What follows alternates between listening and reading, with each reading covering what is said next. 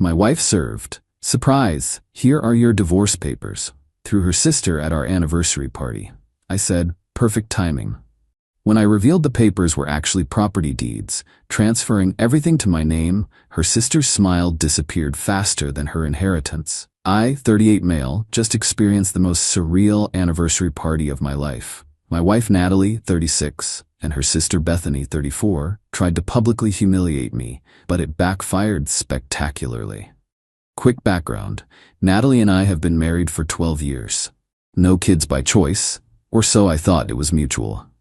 Her sister Bethany has always been weirdly involved in our marriage. She's single, bitter about it, and constantly filling Natalie's head with toxic ideas about how men are trash and marriage is a scam. 6 months ago, I started noticing changes. Natalie became secretive with her phone, started having girls' nights 3 times a week, and moved money from our savings to her personal account.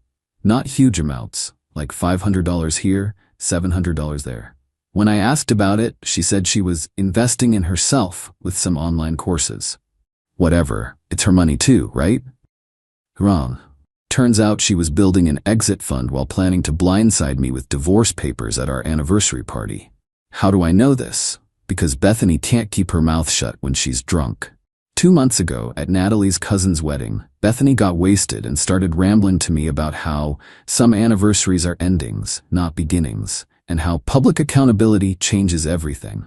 She even giggled about how served papers can't be ignored when there's an audience. I played dumb, but started paying attention. I found a lawyer's business card in Natalie's purse. Holloway & Associates, divorce attorneys.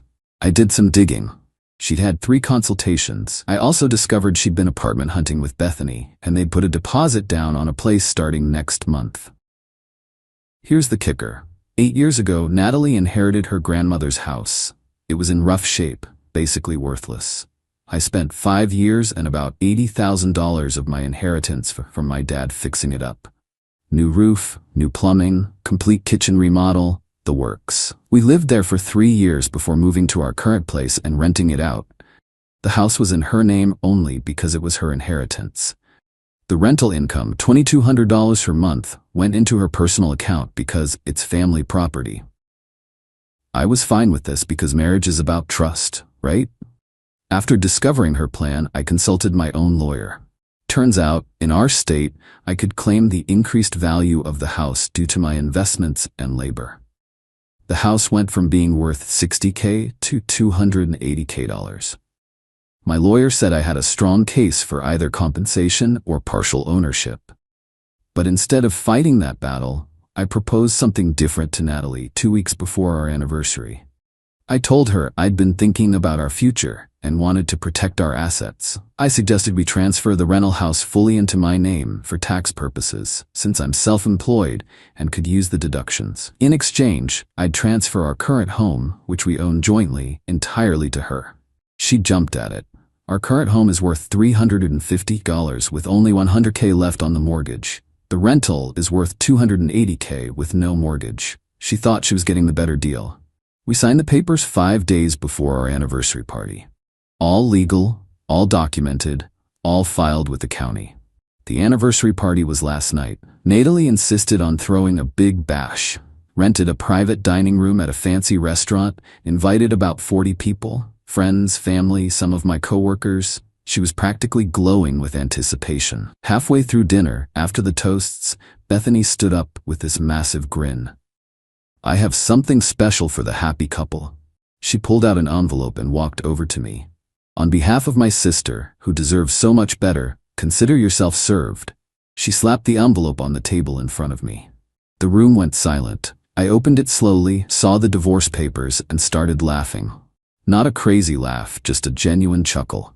Perfect timing, I said, pulling out my own envelope from my jacket. I have some papers too. I handed them to Natalie. Her smug expression started to crack as she read. These are the deeds for the rental house, I said, loud enough for everyone to hear. The ones you signed over to me last week, remember? For tax purposes? Her face went white. But you said. I said it would protect our assets, and it does. My assets. The $80,000 I put into that house, plus 5 years of my labor. My lawyer says I could have claimed up to 70% of the property value in the divorce anyway. This way, we avoided that messy fight. Bethany snatched the papers from Natalie. This can't be legal. You tricked her. Tricked her? She had her own lawyer review the papers. She signed them willingly, just like she planned to trick me with these divorce papers at our anniversary party. The room was dead silent. Natalie's mom asked, "What divorce papers?" Update 1. The party aftermath was intense. After I revealed the property transfer, Natalie tried to save face. She stood up and announced that we were taking a break, and this was all a misunderstanding. But Bethany, sweet helpful Bethany, had already posted on Instagram, "Watching my sister finally free herself from her toxic marriage. #divorce power, sisters before misters." Yeah, that didn't age well. Natalie's parents were mortified. Her dad, Raymond, pulled me aside and apologized. He said he'd suspected something was off when Natalie asked to borrow $5,000 last month for emergencies, but wouldn't say what. Turns out that was for the lawyer's retainer. My mom, who flew in for the party, was savage. She stood up and said, "Well, since we're sharing surprises, I should mention that the $80,000 my son put into that rental house came from his father's life insurance. His dead father. Natalie, you knew this was his way of honoring his dad's memory, and you were going to ambush him with divorce papers? At a party we paid for?" Oh yeah, forgot to mention, my mom had contributed $3,000 toward the party because Natalie said money was tight. Natalie and Bethany left in an Uber. Most of the guests stayed, and it turned into a weird support party for me. My coworker brought out a bottle of whiskey from his car, and we ended up closing down the restaurant. The next morning, I woke up to 67 text messages from Natalie. They ranged from, "How could you?" to "That house is my grandmother's legacy," to "You're a monster," to "Can we talk?" I responded once. "All communication goes through lawyers now. You started this process, I'm just following through." Bethany started a campaign to paint me as an abuser who financially manipulated her sister. She called my workplace claiming I was dangerous and should be fired. My boss, who was at the party, told her if she called again, he'd report her for harassment. Then Natalie showed up at my office with her lawyer, demanding an emergency meeting. My lawyer was available by video call, and we had an impromptu conference in my break room. Her lawyer, Holloway, tried to argue that the property transfer was signed under false pretenses. My lawyer pulled out the email chain where Natalie's previous lawyer, before Holloway, had reviewed and approved the transfer. She'd literally written, "This seems advantageous for my client." Holloway then tried a different angle. My client was not in a sound mental state when signing. My lawyer? Was she in a sound mental state when planning to serve divorce papers at an anniversary party? We have Instagram posts from her sister dated 2 weeks ago talking about the big reveal coming. Your client planned this ambush. Mine simply protected his assets legally. Natalie started crying. That house means everything to me. It's all I have left of my grandmother. I finally spoke up. You haven't visited your grandmother's grave in 3 years. You wanted to sell the house before I fixed it up. You called it a money pit and a burden. I have texts proving all of this. Holloway asked what I wanted. I said I wanted the divorce she started, a clean break, and for her to stop claiming I tricked her when she was the one planning the ambush.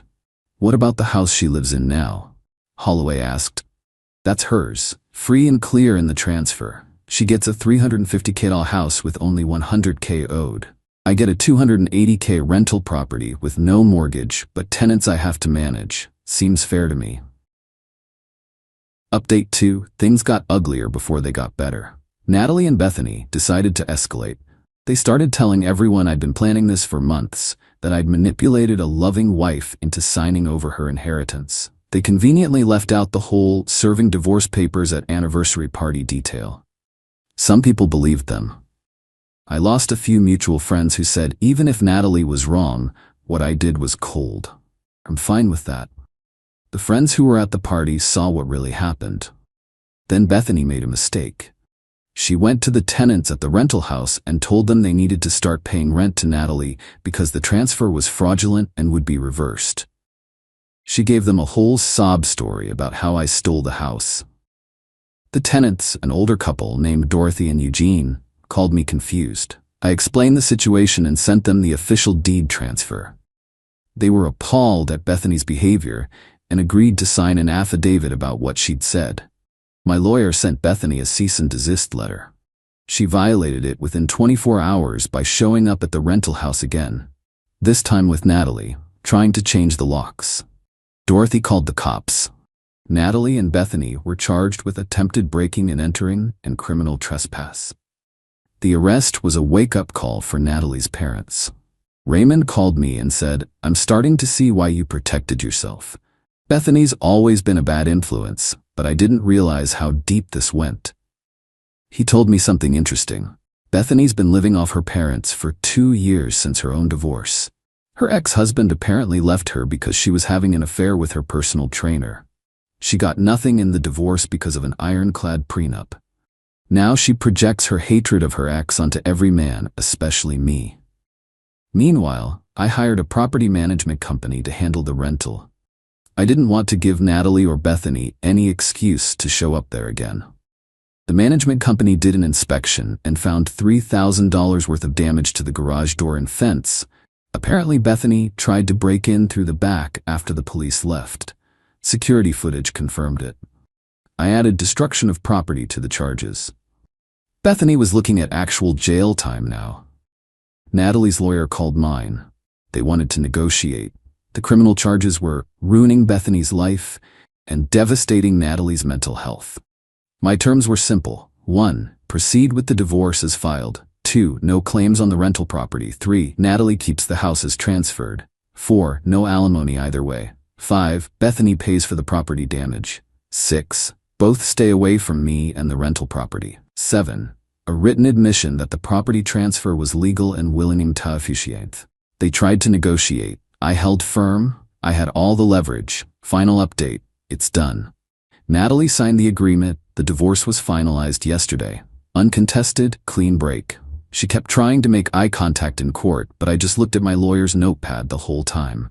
Bethany pled guilty to criminal mischief and trespassing. She got 6 months probation and had to pay $3,000 in restitution for the property damage. She also has a restraining order preventing her from coming within 500 feet of me or the rental property.